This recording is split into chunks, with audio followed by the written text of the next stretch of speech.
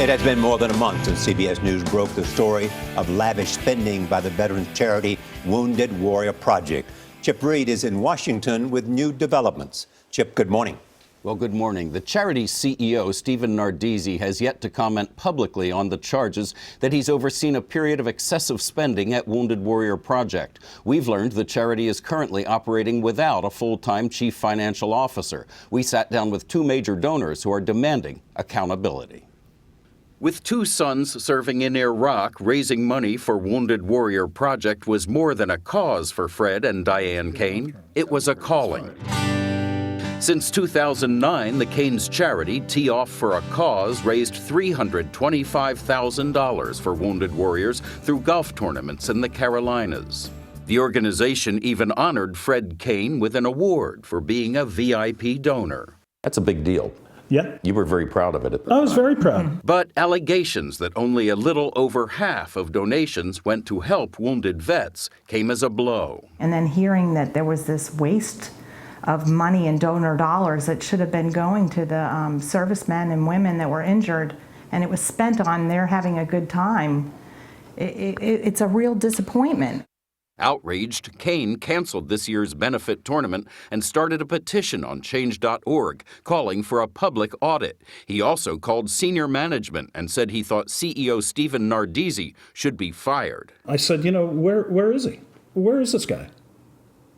And he said, well, our public relations people told us that, he really needs to not be involved. You lead from the front, good or bad. I said, you don't hide. I don't understand how an organization that has many veterans who value honor and service and the chain of command can be led by a guy like that. CBS News has learned Kane is one of several major donors who are ending their support. Should the board of directors have been keeping a closer watch? Oh, absolutely. I don't think there's any doubt. Sources with direct knowledge of the charity's operations said the board signs off on all the charity's major spending, including expensive staff retreats. Those sources also told us the board has spent donor dollars on its own meetings at five-star hotels, including the Beverly Wilshire Hotel in Los Angeles and the Waldorf Astoria in New York. They also said that when board members questioned spending decisions and executive salaries, their concerns were ignored.